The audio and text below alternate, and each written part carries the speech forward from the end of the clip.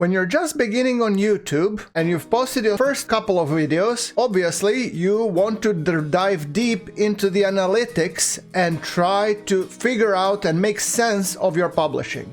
Here I want you to stop. In this video, I'm going to be teaching you the 3 metrics and the only 3 metrics that will affect your growth early on.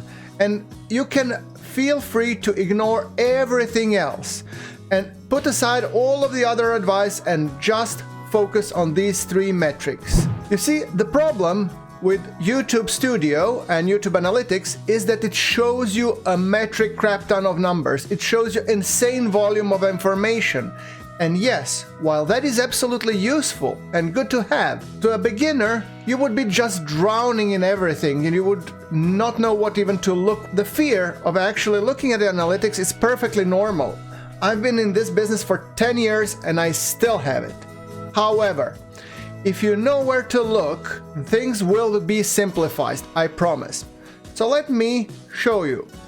The solution isn't to study more data, it's just to know what to study and what to ignore. So tracking everything is basically same as tracking nothing. First metric is the click-through rate. In the previous episode we already mentioned the click-through rate. We also talked about the average watch time, watch duration, and the session time. Now, let me break it down to you in a little bit more detail so you understand. Click-through rate is defined as the amount of people that watch your content when they're being shown your title and thumbnail, that actually do click. So let's say out of 100 people, 4 of them click. That's a click-through rate of 4%. You might be wondering, only 4? Yeah. And you would be surprised that even the best YouTube gurus usually don't get past 10 to 15%. So let me then define what is good, what is bad. So below 2% means your thumbnail needs urgent work. It could be title, it could be thumbnail. We are focusing a little bit more here on the thumbnail because thumbnail's task is to first stop the scroll. So if thumbnail stops the scroll, that means somebody's actually reading your title. Then, if the title is good and compelling, they'll check again the thumbnail to see if it reinforces that title, and then, if it's good enough, people are gonna click. So that's why click-through rate is directly pointing to your packaging, more specifically, thumbnail first, title second. So that means click-through rate is effectively a measure of how good your idea is and how well title and thumbnail are communicating it. You might be wondering, why am I so much focusing on title and thumbnail? Well, it comes back to what Mr. Beast says. If people see your title and thumbnail and they don't click, they don't watch, then everything else, all other metrics are completely irrelevant. They don't matter because nobody clicked and watched in the first place. So rather than focusing on your editing, your storytelling, your hooks, yes, they do matter, but they only matter after you have fixed your title and thumbnail, because those two are setting the expectation. As said, below 2%, your thumbnail needs urgent work. 2 to 5% is healthy range for most channels. 6 is above 6, it's outstanding. Scale with this style, use it. So let me just show you briefly now in my analytics. So these are my analytics tab, as you can tell here, and now I'm gonna be showing you analytics for specifically one of the videos that was performing quite well. It's not the best, but it's quite well. So where to look for these values? If you click the reach, you will be seeing the impressions click-through rate. And you will see it how your impressions are going. Since my click-through rate is 7.4, that means my thumbnail and this video is being spread to more people. So more and more people are viewing it.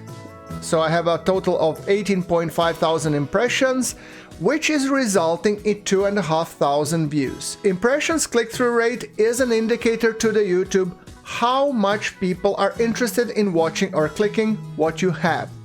You can see how viewers are finding it. Most of them are coming from search, but a lot of them are coming from browse, meaning these people that search, they were actively looking for a type of my video, but browse means they were offered and then they clicked. So that's why this click-through rate is actually quite good. We're going to be talking about the second metric. The second metric is an average view duration. So that means, okay, title and thumbnail, they did their job. Cool, fine. And they set the expectation. The average view duration measure how long a viewer actually watches your video. A high average view duration signals is recommendation to YouTube that your content is worth recommending. So remember, the only thing that YouTube cares about is that people are staying on the platform watching ads because that's how they make money. One person clicks and they actually watch through your content, it's a signal to YouTube, this stuff is good. We should recommend it more. Above 40% retention, that's a strong signal. It means that thing should be recommended. Then we have drops. They reveal where you're losing people, and that's another very valuable analytic point that you should be looking into. So fix the drop-off point, not the entire video. Now let me show you how that looks in my analytics. We're going back to the example of this video. We're going back to the overview, and you're going to see here, key moments for audience retention. Now, if you see, okay, average view duration is 44%. As we said, this is a strong signal to YouTube. Now, you will notice that at the beginning, there is a drop-off curve because people clicked, and it could be that my intro maybe didn't fully deliver on the promise. So first couple of seconds, let's say first 30 seconds, it's pointing directly at your hook. So the first things that are coming out of your mouth after somebody clicks. The worst thing that you could do is, hello guys, welcome back to my channel. I've had a very nice week and how are you all doing? I mean, that's 30 minutes of your viewers' time wasted. Trust me, you're never gonna get like this retention if you are posting like this. So let me contrast that with rather bad retention. Let me check out one of my... Okay, so this one is still sharp drop-off, but healthy. This video was made for a specific audience. It's a part of the bigger YouTube series. But there are videos that have worse retention. So let me show you one of those. So if we compare it to the video where I have a very low retention rate, this is one of the lowest ones that I have. And if you look at this one had reach-wise, it was decent. It wasn't the best, but it's decent. But if we go down, you will notice, take a look at this. Average view duration, 8 out of 48 minutes. Length obviously plays a role. The other one was 6 minutes, this one was 48 minutes, but the average percentage viewed is very low, it's 16%. And then if we look at the analytics, it immediately drops right down the middle, and then it spikes a little, so there was maybe a point where people were actually rewatching, but I lost 60% of my audience in the first minute and 28 seconds. That thing points to a very, very bad hook. Or that the hook completely missed on the promise of the title and thumbnail. So I'm just sharing you guys things from my experience, from my analytics, so that you know what a good and a bad looks like. So you have some data points. So the metric number 3 that I really want to hammer home is session time. Now session time is very different from title, thumbnail and hook. Remember, click-through rate, it was pointing to title and thumbnail. Average view duration and this sharp drop-off, audience retention, points to your hook. Your first thing that you say, how well it translates to title and thumbnail, does it fulfill the promise, and essentially telling people, is this for me? Those two things are tactical. Tactical meaning for each new video you get a new experiment, you get a new try, you get a brand new chance to impress your audience. When it comes to session time, it's much more strategic, meaning it spans through multiple videos. And that thing is actually a very compounding factor, and a force multiplier is how quickly you will grow. Remember, YouTube only cares about how long people are watching on the platform. So imagine somebody watches your first video, you nailed title, you nailed thumbnail, your hook delivers on the promise, and the person looks all the way to the end. And then if you have nothing recommended, no video where you're pointing to next, where will you take your viewer next? Is there a relatable video? Is this video part of the series? Is it a playlist? End screen, do you have an end screen? All of these contribute to a session time. So let's say I'm watching the first video about how to grow on YouTube, about titles and thumbnails. And then at the end of that video, a person who is showing the video says, yeah, and those two things are important, but those don't matter unless people who click keep watching, and that's secured by a hook. So in this video next, I will be teaching you how you will be developing magnetic hooks that keep people watching, ensuring you grow. Now, see what I did here? I've actually pointed to the next video, and imagine that in this screen above there is an end screen where pointing to the video tutorials about hooks. If the person is interested in growing and want to learn about hooks, what they're gonna do? They're gonna click and they're gonna be learning about the hooks. So just now I've extended my viewing session from 1 video to 2, signaling to YouTube, this guy knows what he's doing. So session time is high. So that's really important that you focus on 3 things while you're doing this.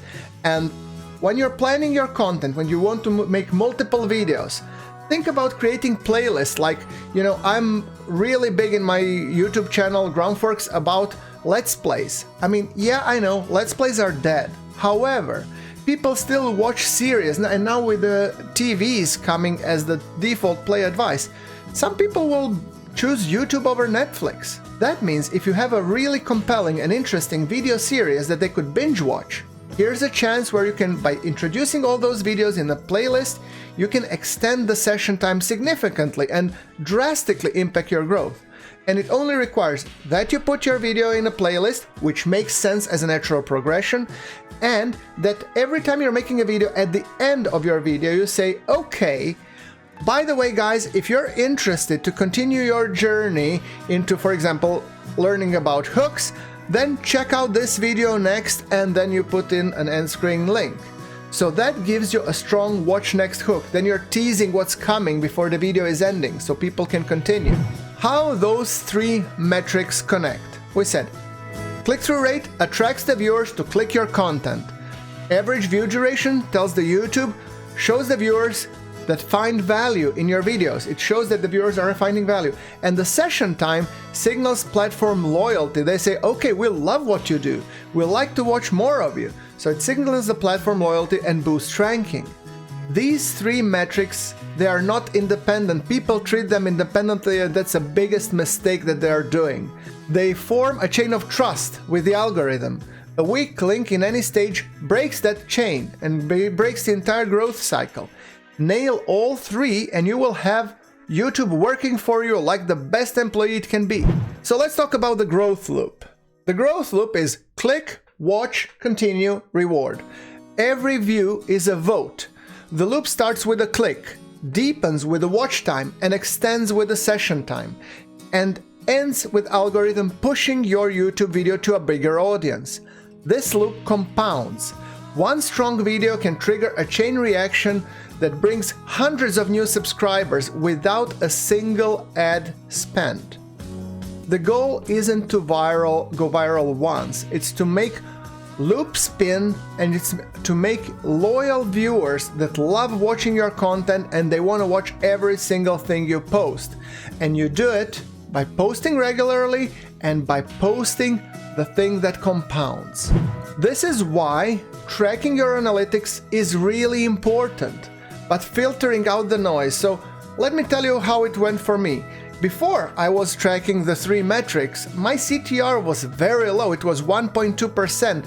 Generic thumbnail, no contrast. I didn't put any effort. I made the video, spent like 5 hours on making the video, and then I spent 2 minutes on making title and thumbnail. Okay, this looks beautiful, fine, ship it.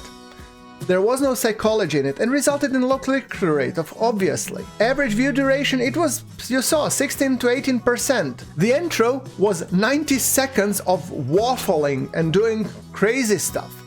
So session time was low and no end screens, no playlist.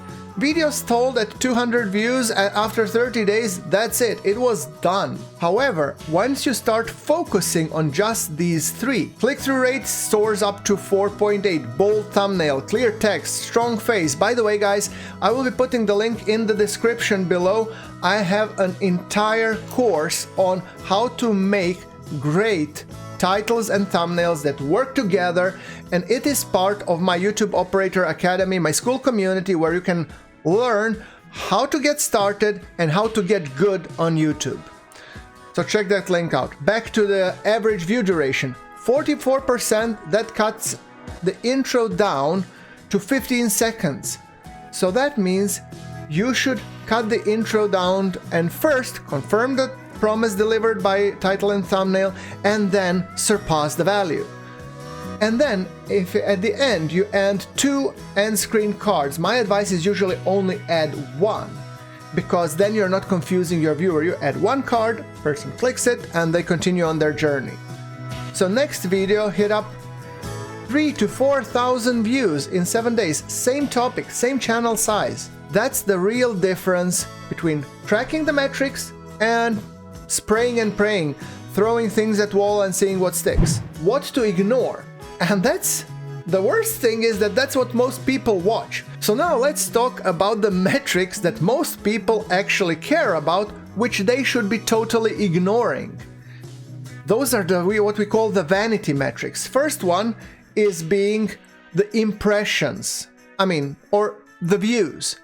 High impressions with low click-through rate means YouTube tried and your thumbnail failed. Don't celebrate impressions alone, because that tells a story your thumbnail is failing or your title. Then it comes likes and comments. Engagement does feel great, but it doesn't directly drive the distribution. Focus on the watch behavior first. Then there is the biggest one that everybody, including me, is guilty of: subscriber count. New subscribers don't guarantee views. Many channels with 10k subs underperform channels with 500 subs and better metrics. And then there's finally the share count. Shares feel viral, but they rarely predict system growth. Session time and retention matter far more. So I want you to leave with 3 key takeaways. Click-through rate gets you seen. A compelling thumbnail is your most powerful growth lever. Retention, keeping people watching. Cut the fluff. Hook should be clear, deliver on the promise, and every second of the first 30 seconds counts heavily. By the way, if you are interested also in learning how to create compelling hooks, that's also available in the YouTube Operator Academy, my Skool Community covering growth on YouTube.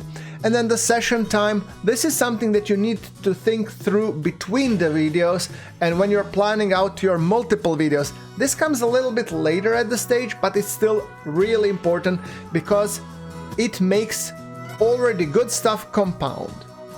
So you don't need to understand everything, you just need to understand the right things, the 3 metrics. 1 growth loop, start there, and you're gonna continue. So in the next video, that's available here, see what I'm doing? I'm gonna be teaching you how to read these analytics and how to make sure you know what to improve.